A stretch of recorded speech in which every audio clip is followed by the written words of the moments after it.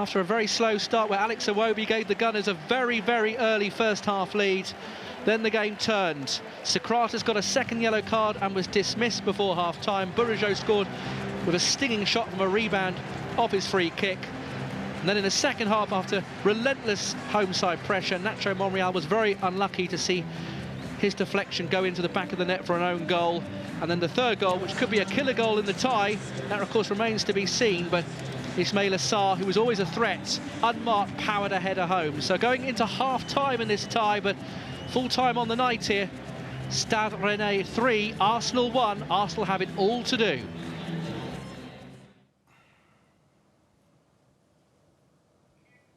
Well, a very frustrating night for us in France. I'm still in the studio with Johnny Cochran and David Hillier. Gents, not the result we were hoping for. We're going to take a look at what's being said on social now. Lots of comments coming in about the two danger men for Rennes, Ben Arthur and Sarr, doing their thing against Arsenal. Another one here from Stu. Arsenal just can't cope with Rennes' pace. Sarr and Ben Arthur bossing it. We have got a final tweet here. That's poor from Monreal, who struggled against the pace down that side. What was he doing? Gents, let's come to you for an initial reaction on the game tonight. No, it's just massively disappointing. We needed a better result than this, as far as I'm concerned. We were talking at the start, myself and Dave, about just getting this game wrapped up, or certainly, you know, into a situation where we could go out and treat next week a bit more like a procession, maybe field some second-string players, and now absolute life and death game coming up next week to even stay in a competition, of which I am still confident we can do, because we can get the result, because we were so dominant in that first half. But this is what I mean when I'm talking about players being ruthless when they're in positions. Stop patting each other on the back, oh, better luck next time. No, finish your chances. It's not good enough, guys.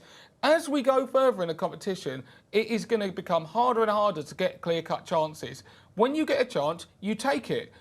You know, you've got to be tough on yourselves, because at the end of the day, we want to win this, of which there's no point in even playing every week if we don't want to win it. We are going to have to get a lot more clinical, because we'll be playing a lot better teams than Rennes, and I think we're better than them, but we really are going to have to show it at home now. Yeah, I mean, even with 10 men, I expected to go out and see a significant change second half from more than half of the side. I've got to say, I thought there was a little bit of lack of I wouldn't say energy, but almost desire to go and beat these people. And we see it even with the attempts on goal. You can really want to finish it and smack it in the back of the net, or you can just hope that it's going to go in the back of the net. And I got the feeling after the goal that we was just hoping things were going to go our way. But second half, yeah, massively wanted a change, didn't get it. And I felt that we started playing Rennes' game. You know, we played expansive football. We didn't have a nice, tight back four in a unit with our two in front. They kind of went off-piste a little bit and self-deployed, just trying to get it back for Arsenal. Whereas the best thing to do is to keep your head and believe in your own ability, because the good players are on that pitch on our side. But when they're all disjointed and not playing together, players like Ben Arthur will pick you off. They will be able to pick the pass out. They're at home, and like the commentator Tim said, they've got a full stadium. They could have filled it 3 times. They're playing with 13 players and you're playing with 10, but you're Arsenal, and you've got to have a little bit more about yourself. And it made it really difficult for this next leg as well. 1 goal if they get, we've got to score a shed load, and it's going to make it so difficult. We can definitely still do it, no doubt about it, but it's painful to watch for me that I don't see a reaction from players who have shown me so much in the last 3 games. Yeah, there was potentially a slight air of complacency, which you guys have been picking up on at home. I've got a tweet here to support that. Complacency of epic proportions by Arsenal. It reminds me of that game away at Monaco, of course, the 3-1 result there. Do you think that's a fair word to use, complacency? Yeah, absolutely. And I mean, I remember that Monaco game, and that's just brought up a lot of anger from within me, so not sure we should have. Yeah, I'm going to have to just calm down, right? Put that aside. And get my chi back Focus going on the second leg. But that's what the game does, though, doesn't it? Because you're watching it as a fan, but you're trying to be constructive, and you want to you want to get out there and show them what to do. I know we couldn't. I certainly couldn't now at my age. You probably could run around with them. I don't know whether you got the, I don't know whether you got the techniques. But you know, these players, you want them so much. You know what they can do. I've seen Monreal defend so much better than that. I've never seen him look like he didn't have pace. But it's a mentality body shape. issue, It's the body shape he's got himself in, because the headspace he's in, the body shape's wrong, they're off, they're not supporting and covering people. It's a bigger ask to then chase someone. You know, they've got the edge on you. And once they got that, Rennes, in fairness to them, give them credit, they didn't get let go of Arsenal. And I said it was like they had a wounded animal and they was going to keep chipping away at it until they killed it. And in my eyes, their manager has got to look at it and say, you killed it today, lads. You killed it for me. You've done it for them, done exactly what I asked you to do. Yeah, it's a mentality issue, I think, with Arsenal at times, and it's one that, you know, it's the know-how. You kind of hinted at it, Dave, like in terms of being able to think, hold up, let's just be a bit smart here. Let's think about what we need to do over the course of a tie. Let's not lose it. Let's play maturely rather than act impulsive on impulse. Because at the end of the day, their third goal, there's not a left-back in sight. I don't know if there's one in the stadium. It's absolutely embarrassing. And that is a mental fragility which we still have not overcome yet. Well, let's talk about the positives now then. Czech kept us in the tie on a number of occasions throughout that game, and lots of you have been sending in your love for him. We have a tweet here. Ben Arthur wanted to destroy Emery and Arsenal, but Czech is rolling back the years with brilliant saves. This match is fire. Czech has made so many saves. He's keeping Arsenal alive in this game. And that's all we've got on our social channels from that. Would you agree that Czech kept us in that tie? Yeah, or certainly at times. You know, he's pushed a few round the corner, some low shots that are coming in, but it's not. They shouldn't even be getting shots. We was 3-4 yards off, allowing them the time and space to shoot. The bar saved us as well. Let's not forget. You know, they've done everything they could do in their powers, Rennes, and I think we just haven't done enough. We've been a steady six tonight. And it almost looked like some of the players were sort of settling for that. Where Guendouzi comes on, great energy, still naive positioning, sometimes a bit over-enthusiastic in areas, because he drags people into midfield areas where really there's space for your Mesut Ozils and that. So he can be guilty of filling holes at times.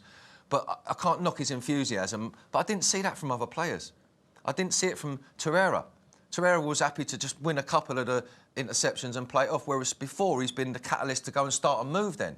But it was all like, I've done my little bit, it's your turn now. I've done my bit, it's your turn. And you can't take it for granted in this competition. They're good sides, you know. Johnny, were you impressed with Czech? Very impressed with Czech, but you know what you get with Czech. He's still a great shot stopper, and I don't think that's really necessarily the issue that's separating him and our first choice, which is Leno. It's more with the ball at his feet, but we've talked kind of about that before. So well done to Petr Cech. But there are other players who have not stepped up to the required level. There are certainly some players in defence who I've been on record as having a problem with, and I don't think they've shrouded themselves in kind of glory today. But for me, I thought Mkhitaryan was anonymous, and I'd like to see a lot more from him in a game like this. Ozil had a massive chance in the second half, and this is what I mean about key moments. Like, in these key moments, if you're a big player, you've got to finish it because it takes the pressure off the team. And a nice bit of play is all well and good, but sometimes you just got to get that ball over. And we have to learn, and I don't know whether some might say it's not even something you can learn, but we've got to be more clinical. That is something that, annoyingly, if Lacazette was on, I guarantee he would have scored today. Guarantee. I reckon he probably would have had a couple. Because if he gets chances like that, he's the biggest killer in our team. If he gets chance, like everyone can miss a chance, but he's the guy that if you want a chance to fall to anyone, I'd want it to fall to Lacazette, and we missed him tonight. Yeah, we missed that ruthless, that cutting edge, and it just wasn't anywhere. And it wasn't in the tackle in defence, it wasn't in the through ball in midfield, and it wasn't in the finish up front. It was just that nice bit of sharpness at the end of a move, that little bit of quality required. Just everybody just didn't have that finishing bit. Johnny, it's really interesting that you were saying you weren't impressed by Mkhitaryan this evening, because we've actually been getting a little bit of love for him. People have been impressed with his performance. Mkhitaryan right wing back in a back five when Arsenal in possession, and right back in a back four when they're defending. You know, he did well in that right back position. Do you not think, David?